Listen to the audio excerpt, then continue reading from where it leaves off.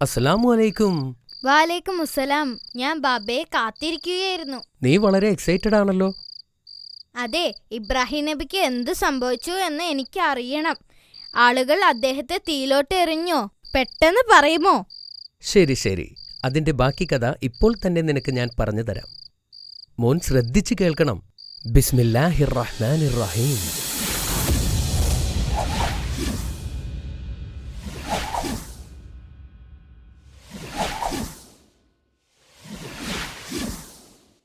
ഇബ്രാഹിം നബി തന്നെയാണ് വിഗ്രഹം നശിപ്പിച്ചതെന്ന് ജനങ്ങൾ മനസ്സിലാക്കി.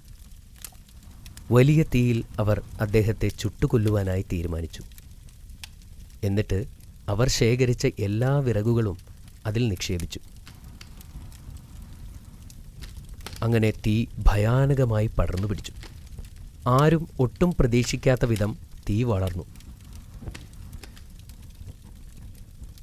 ആർക്കും അതിനോട് അടുക്കാൻ സാധിക്കുമായിരുന്നില്ല.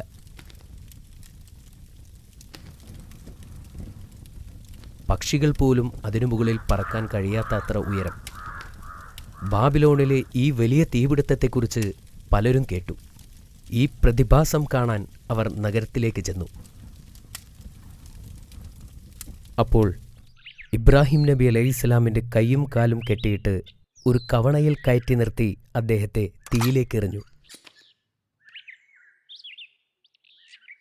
പെട്ടെന്ന് തന്നെ സ്വർഗത്തിൽ നിന്നും ഒരു ദൂതൻ പ്രവാചകന്റെ മുന്നിൽ പ്രത്യക്ഷപ്പെട്ടു. അദ്ദേഹത്തോട് ചോദിച്ചു, എന്തെങ്കിലും ആഗ്രഹമുണ്ടോ? തന്നെ തീയിൽ നിന്നും രക്ഷിക്കാൻ അദ്ദേഹത്തിന് വേണമെങ്കിൽ അപേക്ഷിക്കാമായിരുന്നു. എന്നാൽ അദ്ദേഹം പറഞ്ഞു, അള്ളാഹു എന്നെ ഇഷ്ടപ്പെടുവാൻ മാത്രമേ ഞാൻ ആഗ്രഹിക്കുന്നുള്ളൂ. പിന്നീട് സംഭവിച്ചത് അത്ഭുതമായിരുന്നു. അദ്ദേഹം തീയിൽ ചെന്ന് വീണപ്പോൾ തണുപ്പാണ് അനുഭവപ്പെട്ടത്. അദ്ദേഹത്തെ കെട്ടിയിട്ടിരുന്ന കയറല്ലാതെ മറ്റൊന്നും കത്തിയില്ല.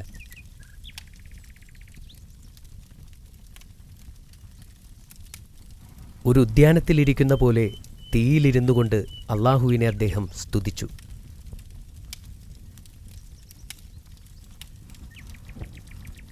എന്താണ് അവിടെ സംഭവിക്കുന്നതെന്ന് ജനങ്ങൾക്കറിയാൻ സാധിച്ചില്ല. അതിനാൽ അവർ തീ അണയുന്നവരെ കാത്തിരുന്നു. തീ കെട്ടടങ്ങിയപ്പോൾ പ്രവാചകൻ ഒരു പോറൽ പോലും ഏൽക്കാതെ ആ തീയിൽ നിന്നും പുറത്തു വന്നു. അത് കണ്ടപ്പോൾ അത്ഭുതത്തോടെ അവർ പ്രവാചകനെ നോക്കി നിന്നു.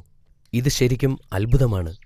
ഇബ്രാഹീമിൻ്റെ ദൈവം സത്യം തന്നെയാണ്, ജനങ്ങളിൽ ചിലർ പറഞ്ഞു.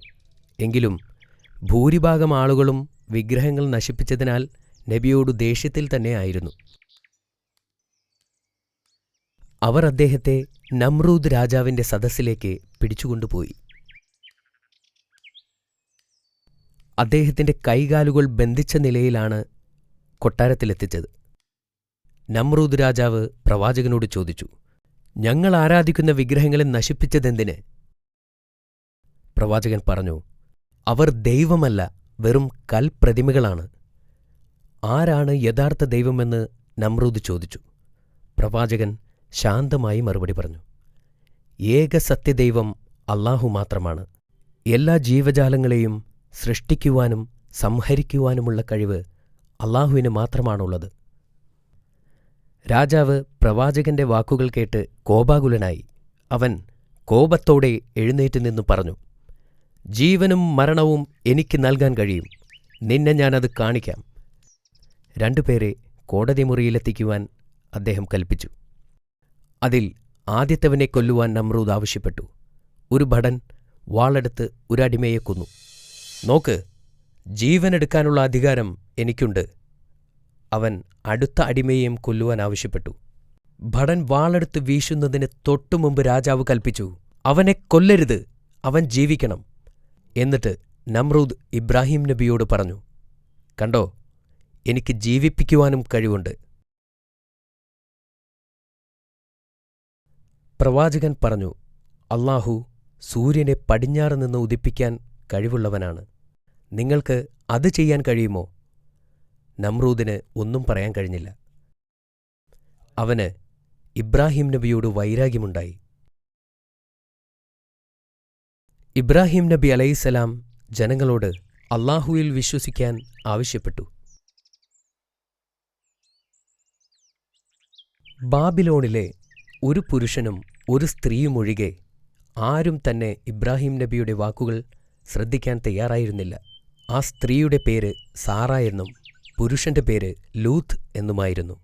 ലൂത്ത് പിന്നീട് പ്രവാചകനായിത്തീർന്നു. ഇബ്രാഹിം നബി അലൈഹിസ്സലാം തന്റെ വാക്കുകൾ ഇവിടെ ആരും കേൾക്കാൻ പോകുന്നില്ലെന്ന് തിരിച്ചറിഞ്ഞു. അതുകൊണ്ട് മറ്റൊരു രാജ്യത്തേക്ക് കുടിയേറിപ്പാർക്കാൻ അദ്ദേഹം തീരുമാനിച്ചു. മറ്റൊരു ജനതയിൽ അള്ളാഹുവിൽ നിന്നുള്ള സന്ദേശം പ്രചരിപ്പിക്കാൻ അദ്ദേഹം ആഗ്രഹിച്ചു. പ്രവാചകൻ തന്റെ പിതാവിനോട് ഇസ്ലാമിലേക്ക് ചേരാൻ അപേക്ഷിച്ചു. എന്നാൽ അയാൾ അത് നിരസിച്ചു. പ്രവാചകനും സാറയും ലൂത്ത് നബിയും ഒരു നീണ്ട യാത്ര ആരംഭിച്ചു. സിറിയ, പലസ്തീൻ, ഈജിപ്ത് എന്നിവിടങ്ങളിലൂടെ അവർ സഞ്ചരിച്ചു. ജനങ്ങളോട് അള്ളാഹുവിൽ വിശ്വസിക്കാൻ ആവശ്യപ്പെട്ടു. ഇതിനിടയിൽ പ്രവാചകനായ ലൂത്ത് നബി അലൈഹിസ്സലാം ചാവുകടൽ തീരത്തേക്ക് കുടിയേറി അവിടെ ഇസ്ലാമിക പ്രബോധനം ആരംഭിച്ചു. കുറച്ച് മാസങ്ങൾക്ക് ശേഷം ഇബ്രാഹിം നബി അലൈഹിസ്സലാം സാറയെ വിവാഹം ചെയ്തു. അവൾ നല്ലൊരു വിശ്വാസിയായിരുന്നു. പ്രവാചകനും ഭാര്യയും മരുഭൂമിയിൽ കുറേ നാൾ യാത്ര ചെയ്തു. ഒരു ദിവസം അവർ ഒരു ദുഷ്ടനായ രാജാവിൻ്റെ രാജ്യത്ത് പ്രവേശിക്കാനിടയായി. ദുഷ്ടനായ രാജാവ് പ്രവാചകന്റെ സുന്ദരിയായ ഭാര്യയെക്കുറിച്ചറിഞ്ഞു. രാജാവ് പ്രവാചകനെ തന്റെ മുമ്പിൽ ഹാജരാക്കാൻ ഒരു ഭടനെ അയച്ചു. രാജാവിന്റെ മുമ്പിൽ പ്രവാചകനെ കൊണ്ടുവന്നു. നിങ്ങളുടെ കൂടെയുള്ള സ്ത്രീ ആരാണ്? രാജാവ് ചോദിച്ചു. പ്രവാചകൻ തന്റെ സഹോദരിയാണെന്ന് മറുപടി പറഞ്ഞു. സാറയെ രാജസദസ്സിൽ കൊണ്ടുവരാൻ ദുഷ്ടനായ രാജാവ് പ്രവാചകനോട് കൽപ്പിച്ചു. അവരെ പരിചയപ്പെടാൻ തനിക്ക് ആഗ്രഹമുണ്ടെന്ന് രാജാവ് പറഞ്ഞു. പ്രവാചകൻ തന്റെ ഭാര്യയോട് പോയി പറഞ്ഞു, രാജാവ് നിന്നെ കാണാൻ ആവശ്യപ്പെട്ടിട്ടുണ്ട്. എന്നാൽ അവിടെ ചെല്ലുമ്പോൾ നീ എൻ്റെ ഭാര്യയാണെന്ന് പറയരുത്. നീ എൻ്റെ സഹോദരിയാണെന്നാണ് ഞാൻ പറഞ്ഞിട്ടുള്ളത്. സാറ രാജാവിൻ്റെ അടുക്കലെത്തിയപ്പോൾ രാജാവ് അവളുടെ സൗന്ദര്യം കണ്ട് മതിമറന്നു. അദ്ദേഹം സാറയെ പിടിക്കാനായി ശ്രമിച്ചു. എന്നാൽ സാറയുടെ അടുത്തെത്തിയതും രാജാവിൻ്റെ കൈ അനക്കാൻ സാധിച്ചില്ല. ദുഷ്ടനായ രാജാവ് ഭയപ്പെട്ടു. അവൻ അപേക്ഷിച്ചു, നിങ്ങൾ എനിക്ക് വേണ്ടി അള്ളാഹുവിനോട് പ്രാർത്ഥിക്കുക. ഞാൻ ഒരിക്കലും ഒരു ദ്രോഹവും വരുത്തുകയില്ല. സാറ അള്ളാഹുവിനോട് പ്രാർത്ഥിച്ചപ്പോൾ ആ ദുഷ്ടനായ രാജാവിൻ്റെ കൈകൾ സുഖം പ്രാപിച്ചു. പക്ഷേ വീണ്ടും സാറയെ കയറിപ്പിടിക്കാൻ രാജാവ് മുതിർന്നു. അവന്റെ കൈകൾ വീണ്ടും അനങ്ങാതെയായി. ദുഷ്ടനായ രാജാവ് വീണ്ടും സാറയോട് അപേക്ഷിച്ചു, വീണ്ടും അള്ളാഹുവിനോട് പ്രാർത്ഥിക്കാൻ. സാറ അള്ളാഹുവിനോട് പ്രാർത്ഥിച്ചപ്പോൾ ആ ദുഷ്ടനായ രാജാവിൻ്റെ കൈകൾ സുഖം പ്രാപിച്ചു. സാറ ഒരു സാധാരണ സ്ത്രീയല്ലെന്ന് രാജാവ് തിരിച്ചറിഞ്ഞു. അങ്ങനെ അവൻ സാറയ്ക്കൊരു സമ്മാനം നൽകി. അവൻ തൻ്റെ ദാസിമാരിൽ ഹാജറ എന്നു പേരുള്ള ഒരു അടിമയെ സാറയ്ക്ക് നൽകി. അതിനുശേഷം അവളെ വീട്ടിലേക്ക് അയച്ചു. സാറ തിരിച്ചു വന്നപ്പോൾ ഇബ്രാഹിം നബി കാര്യങ്ങൾ അന്വേഷിച്ചു. ആ ദുഷ്ടനായ രാജാവിനെ അള്ളാഹു ഒരു പാഠം പഠിപ്പിച്ചു. അവനെക്കൊണ്ട് അവൻ്റെ ദാസിയെ എനിക്ക് സമ്മാനമായി നൽകിച്ചു. വർഷങ്ങൾ കഴിഞ്ഞു. ഇബ്രാഹിം നബിയുടെ മുടി നരച്ചു തുടങ്ങി. അപ്പോഴും ഇബ്രാഹിം നബി ആളുകളെ ഇസ്ലാമിലേക്ക് ക്ഷണിച്ചുകൊണ്ടേയിരുന്നു. സാറയ്ക്കും പ്രായമായി. ഇനി തനിക്കൊരു കുഞ്ഞിന് ജന്മം നൽകാൻ സാധിക്കില്ലെന്ന് അവൾക്ക് മനസ്സിലായി. അതുകൊണ്ടുതന്നെ അടിമയായ ഹാജറയെ വിവാഹം കഴിക്കാൻ സാറ ഇബ്രാഹിം നബിയോട് ആവശ്യപ്പെട്ടു. അവൾക്ക് ഒരു നല്ല കുഞ്ഞിനെ നൽകി അനുഗ്രഹിക്കുവാൻ അള്ളാഹുവിനോട് പ്രാർത്ഥിക്കുകയും ചെയ്തു. മാസങ്ങൾക്ക് ശേഷം ഹാജറ ഒരു ആൺകുഞ്ഞിന് ജന്മം നൽകി. അവന് ഇസ്മായിൽ എന്നു പേരിട്ടു. കാലങ്ങൾ ഒരുപാട് കടന്നുപോയി. ഒരിക്കൽ ഇബ്രാഹിം നബി ഞെട്ടി ഉണർന്നു. അള്ളാഹുവിനു വേണ്ടി എന്തോ ചെയ്യേണ്ടതായി ഉണ്ടെന്ന് അദ്ദേഹത്തിന് തോന്നി. അദ്ദേഹം ഹാജറയുടെ അടുത്തു ചെന്ന് പറഞ്ഞു, ഒരു യാത്ര പോകേണ്ടതുണ്ട്. ഇസ്മായിലിനെയും കൂട്ടി തയ്യാറായി നിൽക്കൂ. ഇബ്രാഹിം നബിയും ഭാര്യയും കുട്ടിയായ ഇസ്മായിലും ഒരു ദൂരയാത്രയ്ക്ക് പുറപ്പെട്ടു. ഒരുപാട് ദിവസം അവർ സഞ്ചരിച്ചു. ഒടുവിൽ ഒരു വരണ്ട മരുഭൂമിയായ മർവ പർവ്വതത്തിൻ്റെ താഴ്വാരത്തെത്തി. അവിടെ പഴങ്ങളോ മരങ്ങളോ ഭക്ഷണമോ വെള്ളമോ ഇല്ലായിരുന്നു. ജീവന്റെ ഒരു അടയാളം പോലുമില്ലാത്ത ഒരു താഴ്വരയായിരുന്നു അത്. അവിടെ വച്ച് ഇബ്രാഹിം നബി തൻ്റെ ഭാര്യയെയും കുട്ടിയെയും ഉപേക്ഷിച്ച് തിരിച്ചു നടക്കാൻ തുടങ്ങി. അവർക്ക് 2 ദിവസത്തേക്കുള്ള ഭക്ഷണം മാത്രമേ കയ്യിലുണ്ടായിരുന്നുള്ളൂ.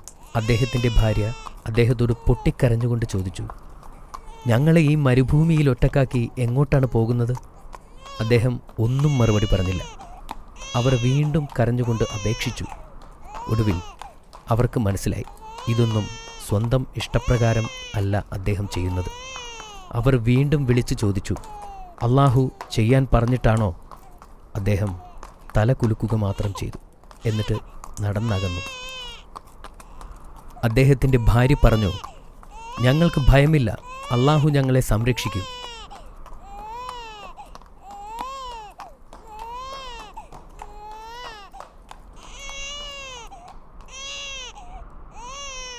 തൻ്റെ ഭാര്യയ്ക്കും കുഞ്ഞിനും ആവശ്യമുള്ള ഭക്ഷണവും വെള്ളവും സംരക്ഷണവും നൽകി അനുഗ്രഹിക്കാൻ ഇബ്രാഹിം നബി അള്ളാഹുവിനോട് പ്രാർത്ഥിച്ചുകൊണ്ടിരുന്നു. ഹാജറയും കുഞ്ഞ് ഇസ്മായിലും ആ മരുഭൂമിയിൽ ഒറ്റപ്പെട്ടു.